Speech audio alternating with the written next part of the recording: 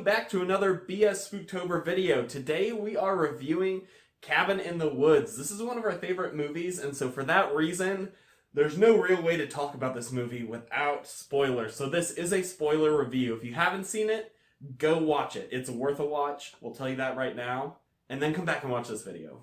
So this is a film that was actually completed in 2009, but it didn't get released until 2012 because the studio went bankrupt, I believe. Oh, is that what? Yeah, and Wow. It's directed by Joss Whedon and Drew Goddard. So this is a horror Halloween movie that kind of turns horror movies on its head, and it's not a straight up parody, which you'll know if you've already seen this, but it's not a parody like Scream or Scary Movie or anything like that. It's still a horror movie, but it kind of uses a lot of the tropes of horror films and turns them on their head. So you've got Chris Hemsworth, you've got Jesse Williams, who is from Grey's Anatomy. He's got the pretty blue eyes. You will know if you've watched that show. We've got Kristen Connolly, which I actually really like her. She's in Zoo right now, which is a fun, not great show, but it's really fun. She was in that. Yeah, I remember. When I started watching, I was like, oh, it's the chick from Cabin in the Woods. I didn't realize that it was the same person. Yeah, and Anna Hutchinson and a couple other people. Fran Krantz? I don't know how to say his name. How do you say his name? Fran Krantz? I don't know. He's in Krantz. He's in Dollhouse too, and he's great in that. It's a stellar cast that has a lot of surprises in it. So this movie does two things at the beginning of the movie. The first part leaves you saying like, what the fuck is going on here? And then the other half is like a stereotypical like horror movie. All the teens are gathering. Yeah, so the opening of this movie was actually designed to make the audience think that they walked into the wrong movie. I was reading about this. Yeah, they actually designed it that way. And then once the title screen hits, then you move into the part where you're like, oh, this is what was in the trailers. And it's got the typical teenagers gathering, like Steven said, to go out to the cabin in the woods and have a fun summer romp. And, you know, all hell breaks loose. And you learn that there's a lot more sinister things going on beyond just teens going out to a house that ends up being haunted or whatever. It's actually, like, orchestrated.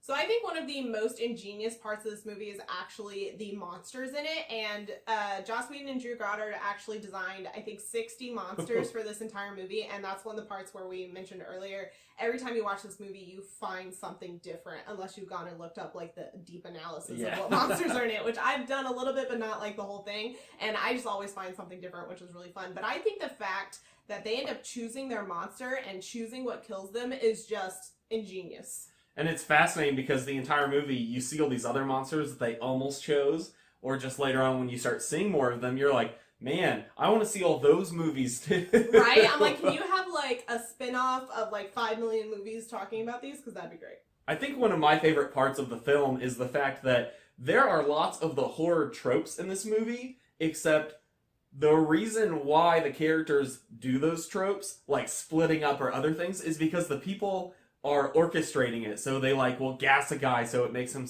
you know, be like, I'm out of it. I'm going to go get some air. Things like that, where they just trick these kids into doing those horror movie tropes. Like they make the really smart med student really dumb because they drug her hair dye. Well, and it's also really funny how they try to make like the fool, but then the fool ends up being the one who like the guy who figures it out because he has like an extra stash of weed or whatever. And then the virgin is not really a virgin. It's like the closest thing they could get to it because, you know, people nowadays don't typically wait for that kind of thing as much, which that's been something that's been said in some other horror movies or whatever. Yeah. Where they're like, we couldn't find a virgin, so you're the next best thing. Like.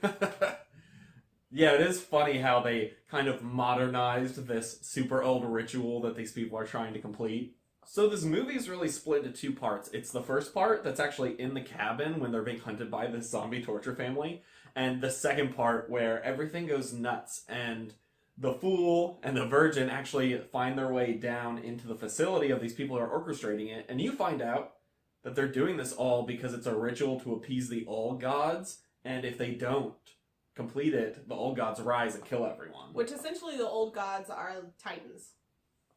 Yeah, and you find out that they actually have this worldwide of everyone doing these rituals, but every single other one fails, so it's up to this ritual to be completed. Yeah, so you see little clips of the other parts of the world who have gone through this. I forget which ones they are, but they also have, was it Japan? Yeah, they had one in Japan. So the one in Japan, they're like, oh, Japan has a perfect record. They're always fine, but we're still going to do our part to make sure we're a backup just in case. And then Japan fails. And so they're kind of down to the wire. And they go from this, like, relax, like, we got this, this is the norm, it's business as usual, to, like, straight up panicking. And it just gets worse when our two teen characters, they get down, they actually take the elevator that the zombie redneck torture family came out of, back down into this place, and you start to see so many crazy monsters. It's so cool. Like, I was reading up on some of them, and the guy who has the little ball that has the razor blades coming out of his head is actually a reference to Hellraiser, and there's lots of different stuff like that. There's a giant purple people eater. There's a reference to a Left 4 Dead there you go. zombie. There's the twins stuff from The Shining. Mm-hmm. There's a lot of different things, and some of them I do not pick up until this last time watching it. Like I said, you see new things all the time, and it's just really cool. And I love the sequence where they are going down in this elevator. You've got the clear sides, and you're seeing the different people show up and the creatures, and that's when they're figuring out that they actually picked what came after them. And I just think it's a really well executed scene.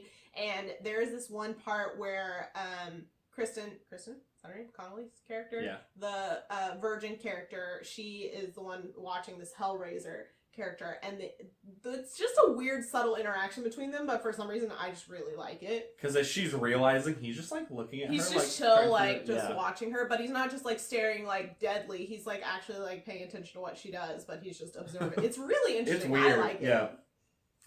So they get down to the bottom of this elevator, and because they have to die for the ritual, they call the elevator they're in down. They have all these soldiers, and they end up finding it's called, like, purge button. So when they first drop down, all the soldiers aren't down there. That's true. They drop down, and no one's there, and you hear a voice telling them what's happening, and it ends up being Sigourney Weaver. I think surprise, that's Sigourney. Coolest villain, like, surprise ever. But she's explaining to them that this is a ritual, this is how we need to keep the world going the way it is, and we want you to just get it over with and let us get it over with. And so they end up having to run into this little, like, security hut, thing, and she just purges all the monsters, and it is the coolest scene ever. I love it so much. All these elevators come down, there's all these soldiers pointing guns at them, ding, and all the elevator doors open, and just monsters start pouring out of all types, all those ones you saw earlier. Like werewolf, snake, zombie, is crazy. Well, and I love that all the monsters aren't just, like, creatures, or they aren't just, like, the crazed monsters. Like, there are calculating monsters. Like, there's people with these, like, doll mask things that they just, like, have these briefcases and they go and they, like, torture people from them. And my absolute favorite out of all of them is this one girl in, like, this, like, medical, like, hospital gown, and she just walks ever so slowly after people, and she's always just in the backgrounds of scenes where things are going on, so if you're not paying attention, you'll miss her.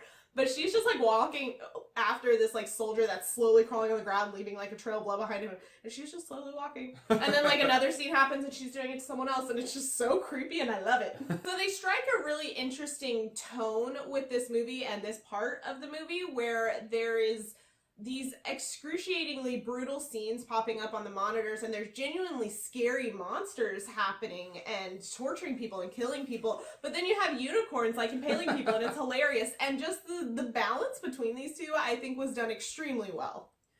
And I was very surprised by this movie because it constantly undermines your expectation. Mm-hmm. It consistently sets your expectation for something to unfold, something to happen, and they flip it on its head. And that goes all the way to the climax of the film, where they're down talking to Sigourney Weaver right above the old gods, like you can see him down below. And she's like, the fool has to die, you can live, technically, because the virgin is allowed to live for this ritual, but the fool has to die.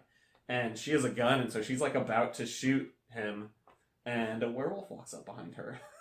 and totally mauls her, and the guy just lets her get mauled because he's like, I don't want to die. And ultimately, the movie itself ends on a note that is very surprising because the two of them decide to let the old gods out because they're both so wounded. They're, like, totally bleeding to death. Well, and their philosophy is, if this is what you have to do to keep the world alive, the world doesn't deserve to live. Yeah, if this is what you got to do, then maybe someone else gets a shot. And so they just sit there and smoke a joint, waiting for the world to blow up. And it's pretty hilarious. And they have a lot of times in this movie from the very beginning when you're introduced to the people who are orchestrating this whole thing, and it plays out at the end, and it's just beautiful. So the guy, they always bet on who, like, which creatures they're gonna pick, and one of the main director guys, like, ends up always voting for Merman, and they never pick the Merman, and then he ends up getting killed by the Merman. And it's just a really funny sequence that comes full circle. And apparently I was reading that the studio wanted to cut that part out, and I believe it was Joss Whedon who was like really fought for it. It was like, no, we need this. So, which I think it is super important because it brings that humor where then it's just too serious, and this movie just does a good job at it's scary, then it's funny, then it's entertaining, then it, you know. This is honestly the perfect tone balance of what I want in a Halloween movie, honestly, in a horror movie. I like the funnier parts, and I like stuff that is just comedy and kind of a little bit meta. I like stuff like that. So Scream is my favorite. This is my favorite. And if you've been watching our other Halloween videos, I don't know which order we're putting these up in, but you'll notice that that's a theme in a lot of things we've been talking about, especially me. So let us know what you thought of this movie. It is kind of a divisive movie in some areas. Like, a lot of people hated this when it first came out. I didn't know that until you told me that last. Yeah, a lot of people really hated this when it first came out because they were expecting a traditional horror movie. But we really liked it, as we've said a million times in this video. So let us know your thoughts. We would love to hear them. That's part of the reason it's the main reason we have this channel, is to hear from you guys and share thoughts with you. And if you like this video and like our Halloween reviews that we've been doing, give us a thumbs up down below. It lets us know that we should do more of these in the future. And if you want to see more videos from us, please subscribe. We'd love to have you join our little BS Review family. And we have a whole Spooktober coming at you, or have already gone up. We'll link that for you. And if you want to check out any of our previous videos, you can check those out right over there. And we will see you in our next video. Bye.